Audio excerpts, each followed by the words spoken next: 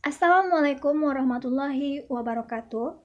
Baiklah, kami yang beranggotakan saya sendiri, Agus Marni, dan rekan saya, Al-Fajri Ardi, Ardian Maulana, dan Deden Permana Noven, akan menjelaskan materi tentang ekspor barang kena pajak tidak berwujud dan jasa kena pajak.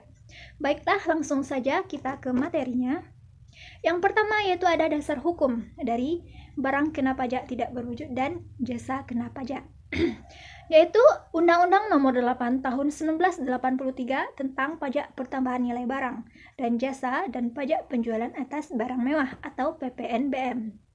Dan telah beberapa kali dirubah, yaitu terakhir dengan Undang-Undang Nomor 42 Tahun 2009 tentang perubahan ketiga atas Undang-Undang Nomor 8 Tahun 1983 tentang Pajak Pertambahan Nilai Barang dan Jasa dan Pajak Penjualan Atas Barang Mewah.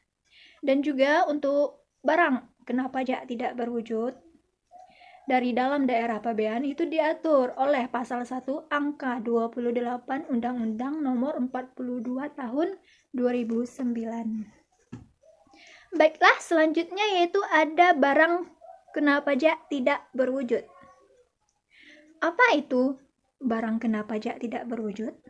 Yaitu adalah semua kegiatan penggunaan barang kena pajak tidak berwujud di luar daerah pabeannya, yang mana dapat melakukan ekspor barang kena pajak tidak berwujud, yaitu hanya pengusaha yang telah dikukuhkan sebagai PKP, dan juga harus memungut PPN, menyetorkan PPN, dan juga melaporkan SPT pada masa PPN-nya.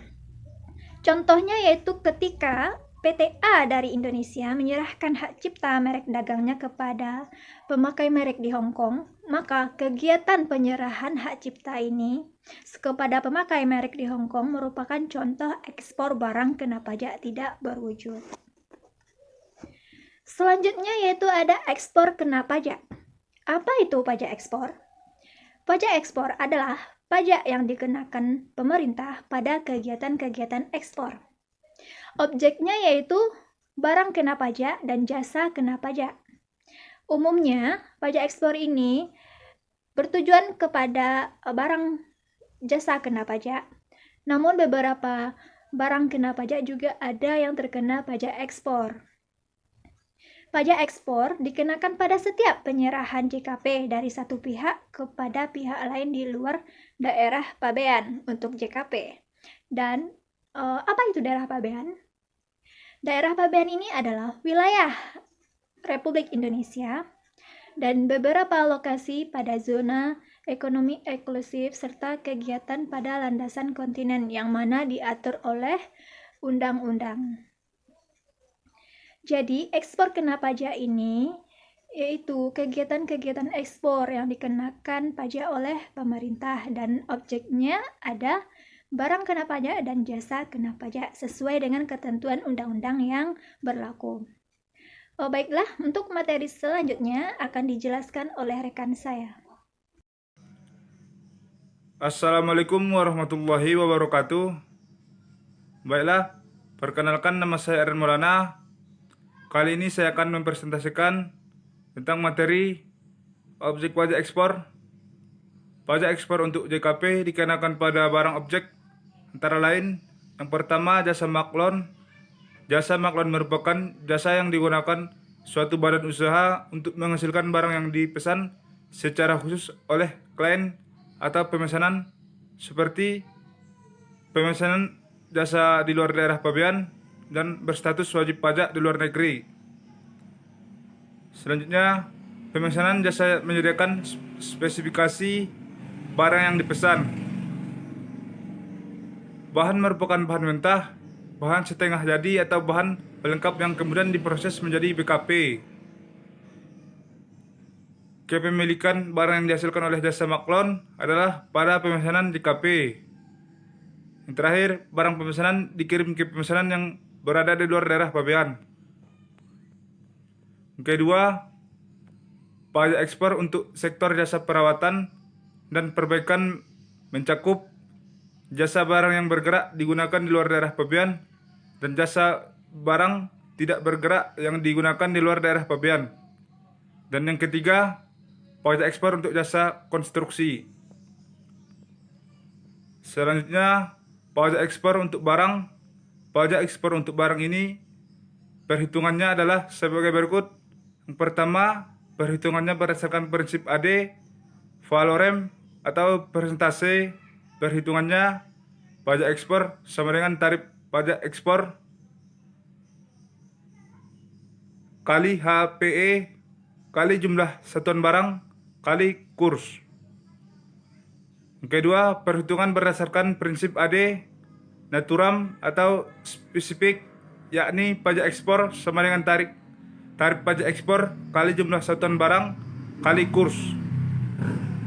Baiklah, hanya sekian materi selanjutnya yang akan dilanjutkan oleh rekan saya. Baiklah, selanjutnya saya akan menjelaskan materi pada poin D mengenai saat apa terjadi pajak terutang dan tempatnya.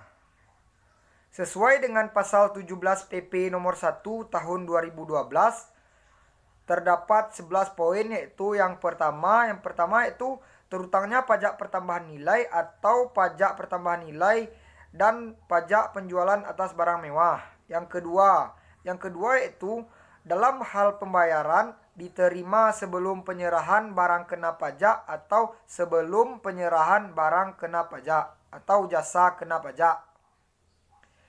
Yang ketiga itu penyerahan barang kena pajak sebagai mana dimaksud pada ayat 1 huruf A.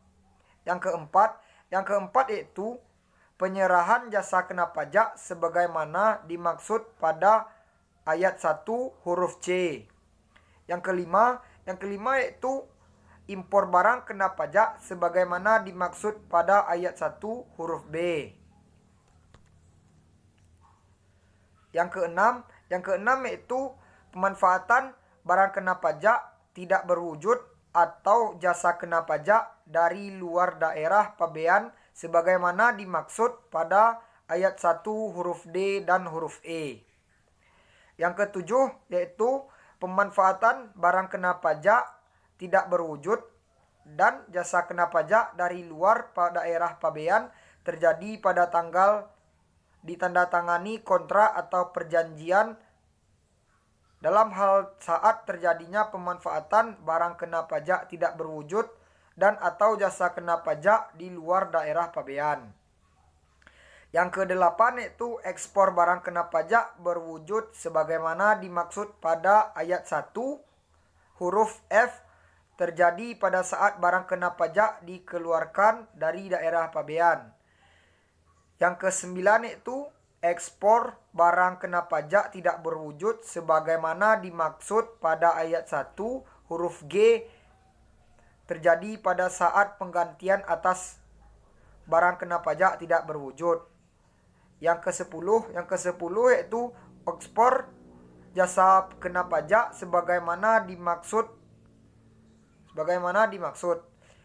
Dan yang terakhir yang ke-11 yaitu huruf yang dimaksud pada huruf F terjadi pada saat penggantian atas jasa yang diekspor. Selanjutnya mengenai poin E yaitu mengenai dasar pengenaan pajak. Tarif pembayaran PPN atau pajak pertambahan nilai diatur lewat pasal 7 Undang-Undang Pajak PPN dan pajak pertambahan penjualan atas barang mewah yang merinci bahwa tarif PPN adalah sebagai berikut. Yaitu yang pertama yaitu untuk penyerahan dalam negeri tarif PPN sebesar 10%.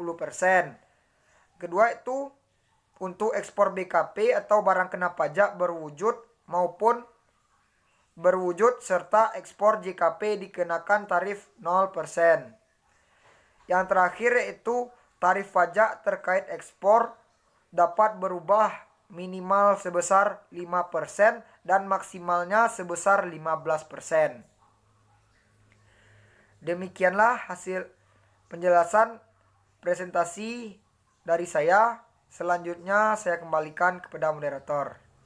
Saya akhiri dengan wabillahi taufik wal hidayah. Wassalamualaikum warahmatullahi wabarakatuh.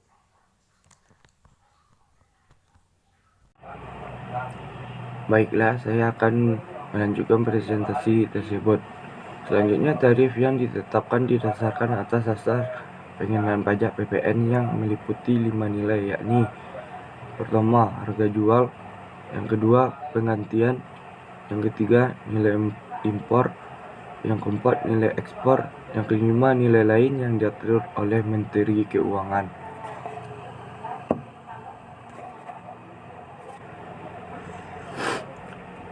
Selanjutnya, dokumen ekspor pajak. Jasa adalah setiap kegiatan pelayanan yang berdasarkan suatu perikatan atau perbuatan hukum yang menyebabkan suatu barang, fasilitas, kemudahan atau hak tersedia untuk dipakai, termasuk jasa yang dilakukan untuk menghasilkan barang karena pesanan atau permintaan dengan bahan dan atas pertunjukan dari pemesan. Pengusaha kena pajak yang melakukan ekspor jasa kena pajak wajib membuat pemberitahuan ekspor jasa kena pajak pada saat ekspor jasa kena pajak. Kode EJKP untuk ekspor jasa kena pajak dan kode EBKP untuk ekspor barang kena pajak tidak berwujud nomor urut sesuai dengan urutan kegiatan ekspor. Dokumen pemberitahuan ekspor ini bukan dokumen kepabeanan yang dikeluarkan oleh Ditjen Bea dan Cukai. Dokumen kepabeanan terkait ekspor yaitu PEB, pemberitahuan ekspor barang. Jadi dokumen di atas tidak ada hubungannya dengan Ditjen Bea dan Cukai.